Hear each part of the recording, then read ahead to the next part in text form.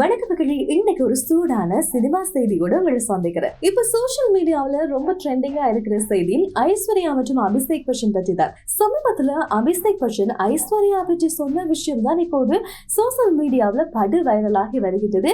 இதுக்கான காரணம் என்ன என்று இன்றைய நாள் இந்த காணொலியில பார்க்க போறோம். உலக அழகி பட்டம் வென்ற ஐஸ்வர்யா ராய் இயக்குனர் மணிரத்னம் இயக்கத்தில் இருவர் படத்தின் மூலமாக சினிமாவுக்கு அறிமுகமானார். அதன் பிறகு பாலிவுட்டில்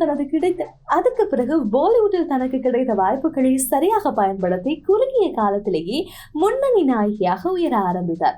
ஐஸ்வர்யா ராய் தன்னுடைய சினிமா வாழ்க்கையின் உச்சத்தில் இருக்கும் போது நடிகர் சல்மான் கானை காதலித்தார். பலராலும் கொண்டாடப்பட்ட ஒரு ஜோடியாகவும் அப்போது இருந்தது. கண்டிப்பாக திருமணம் செய்து கொள்வார்கள் என்று எதிர்பார்க்கப்பட்ட நிலையில் அவர்கள் இரண்டு பேரும் பிரிஞ்சாங்க. இந்த பிரிவுக்கு சல்மான் கான் மட்டும்தான் காரணம் என்று இன்று வரைக்கும் சொல்லப்பட்டது. அது மட்டுமில்ல, நான் ஒரு டாக்ஸிக்கான ரிலேஷன்ஷிப்ல இருந்தேன் என்று பின்னாட்கள் ஐஸ்வர்யா ராயும் சொல்லியிருப்பார். சல்மானை பிரிந்ததற்கு பிறகு அடுத்ததாக நடிகர் விவேக் ஓப்ராவை ஐஸ்வர்யா காதலிச்சார். ஆனால் அந்த காதலும் பாதியிலேயே முடிஞ்சது. அதற்கு பிறகு 2007ஆம் ஆண்டு அமிதாப் பச்சனின் மகனான அபிஷேக் பச்சனை காதலித்து திருமணம் செய்து கொண்டார். இவருக்கு ஆராத்யா என்ற ஒரு அழகான மகளும் இருக்கின்றார். தங்கள் வாழ்க்கை ரொம்பவே சந்தோஷமாக போய்கொண்டிருக்கின்றது. திருமணத்துக்கு பிறகு ஐஸ்வர்யா ராய் சில காலம் கழித்து நடிக்கவும் ஆரம்பிச்சிருக்கிறாங்க. கடைசியாக அவர் நடிச்ச பொன்னியின் செல்வன் திரைப்படம் வெளியானது. அடுத்ததாக மணிரத்னம் இயக்க போகின்ற ஒரு புது படத்தில் ஐஸ்வர்யா ராயும் அபிஷேக் பச்சனும் சேர்ந்து நடிக்க போவதாக சில தகவல்களும் வெளியாகி இருக்கின்றது.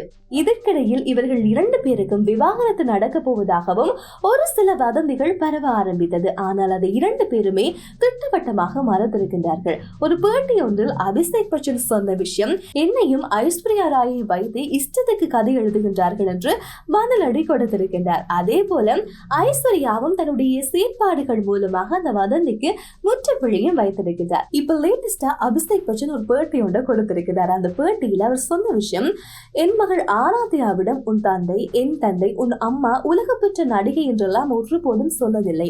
ஆனா அவ இப்ப வளர்ந்துட்டா, எல்லாவற்றையும் அவள் புரிஞ்சுக்குவான்னு நான் ஆணித்தரமா நம்புறேன்னு சொல்லியிருக்கிறார். மேலும் சில விஷயங்களையும் சொல்லியிருக்கிறார். எங்கள் மகள் ஆராத்யா எந்த சமூக வலைதளத்திலும் இல்லை. சொல்ல போனால் அவள் கிட்ட செல்போன் கூட இல்லை. அந்த பெருமை எல்லாம் முழுக்க ஐஸ்வர்யா ராயை தான் சேரும். எங்கள் குழந்தை, எங்கள் குடும்பத்தினுடைய பெருமை, மகள், நாங்கள் ஆசிர்வதிக்கப்பட்டவர்களாக உணர்கின்றோம் என்று அபிஷேக் பச்சன் சொல்லி விவாகரத்து வதந்திகளுக்கு முற்றுப்புள்ளி வைத்திருக்கின்றார். இந்த நிலையில மணிரத்னம் இயக்க இருக்கின்ற புதிய படத்துல அபிஷேக்குடன் ஐஸ்வர்யா ராய் சேர்ந்து நடிக்க போகின்றார் என்று ஒரு தகவல் சமீப நாட்களாக ஓடிக்கொண்டும் இருக்கிறது. இந்த மாதிரியான சுவாரஸ்யமான சினிமா செய்திகளோட உங்களை மட்டும் சந்திக்கிறேன். மறக்காம லைக் பண்ணி, ஷேர் பண்ணி, சப்ஸ்கிரைப் செய்யுங்க. அப்பதான் நாங்க போடுற செய்திகள் உடனுக்குடன் உங்களுக்கு கிடைக்கும்.